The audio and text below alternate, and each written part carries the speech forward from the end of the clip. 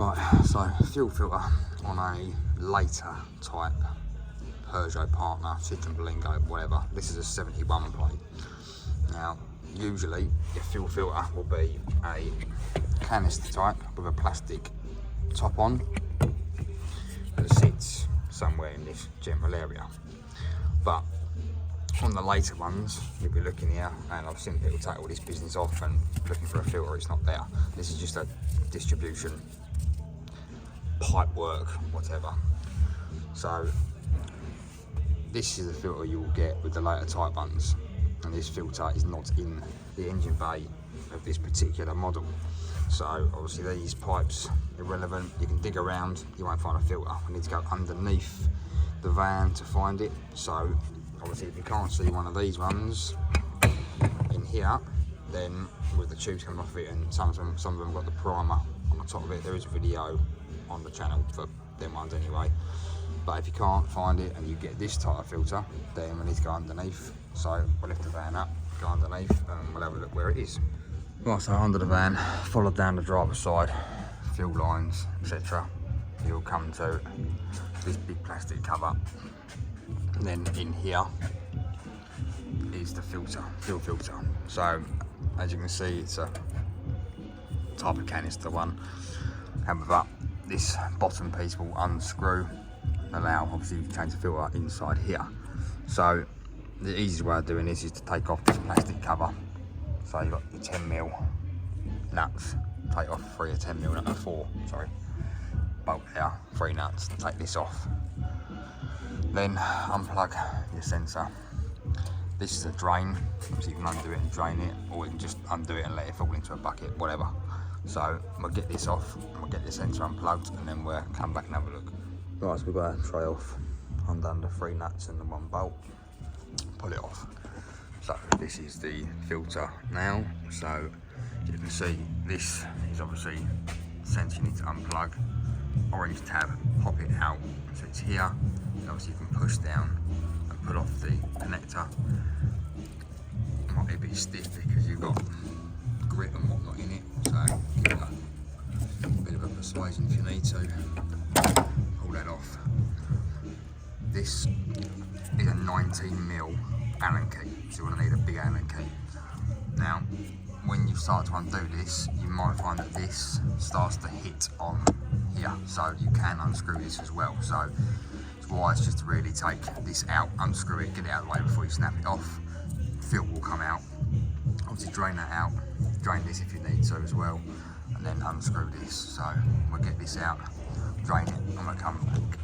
Right, so obviously our sensor unscrewed. See, diesel comes out of it, a lot more will come out of it, just because obviously I've already had it out. So this is drain, obviously this side, 14mm. Diesel will come out of this little hole, so again have something to catch it. It comes out, so it'll come out the end as well. That will then drain out, quick plug. That will then drain out there. Once these two stop dripping, we can then put our 19mm Allen key in here to start loosening. So we'll start loosening and we'll come back. Right, so obviously we've loosened it off, taken it out. Obviously this fuel bowl will be full of fuel, so be careful when you release it. Have something obviously underneath it, and don't tip it up because you will get covered in fuel. So now obviously you can see the fuel filter's in here. So there's our O-ring, which needs to come off and be replaced. Fuel filter, obviously we need to pull out, it just pulls out of there, so you need 2 hands to do it. Pop it out of here, new one, push it in, check for orientation, and then replace your O-ring. So we'll get this swapped over, get our O-ring swapped, and then we'll wind it back on and we'll come back. Right, so new filter in, obviously O-ring in, obviously. Make sure the O-ring is located in, not in the threads, make sure it's in its little recess up there. So now we're going to put our 2 sensors back in, or a drain button, we're going to have sensor, wind it back in, plug our plug back in, and then pretty much done. Plug them back in, come and have a look, and we'll go through the priming procedure.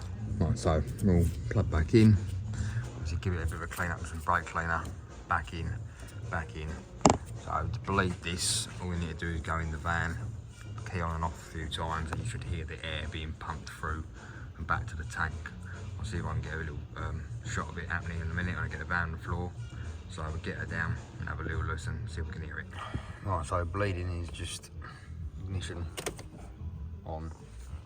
You can hear the pump priming. Do it 2 or 3 times.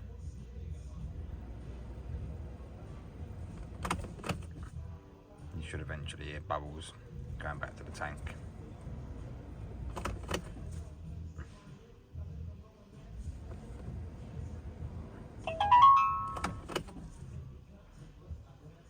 So there we go. Camera doesn't really pick it up, but that's the prime procedure. So after you've done that, just start her up and good to go. Right, this one took a little bit longer to get primed up.